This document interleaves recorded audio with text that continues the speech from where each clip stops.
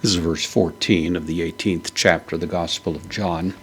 Jesus has been arrested. He's been hauled off, first of all, to Annas, who is going to have a brief interview with Jesus, a kind of preliminary hearing before he shows up in front of the official high priest, who is Caiaphas.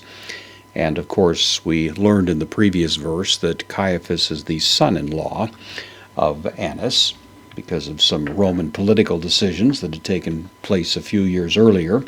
And now John gives us an additional little comment here about Caiaphas before we actually have any interactions with him. But we have ein from eimi, I am. This is the third person singular imperfect active indicative. So it was, or he was, postpositive death. So but he was.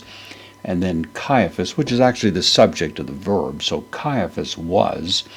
Ho, this is the article, masculine singular nominative, going along with the participle here, sumbulusos.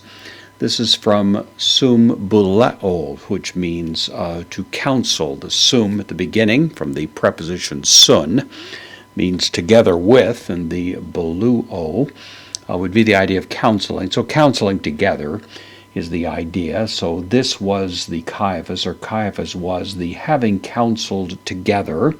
And then tois, the dative masculine plural article, the Udaios, the Jews. So Caiaphas had counseled together the Jews, instructing them, advising them, hoti, the conjunction, that, and then sumfere.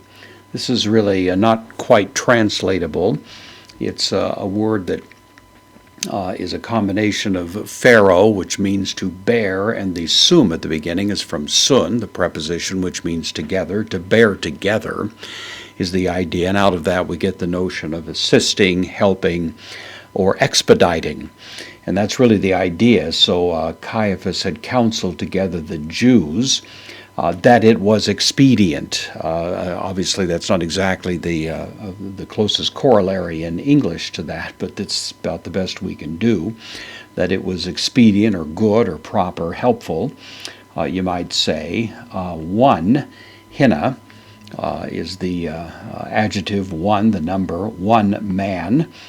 This is in the accusative because it functions as the subject of the infinitive, which we have here, apothenein, to die. So it was expedient for one man to die.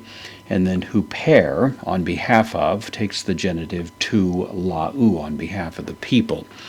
That particular comment was noted by John earlier in the conversation that we've seen in previous discussions along the way.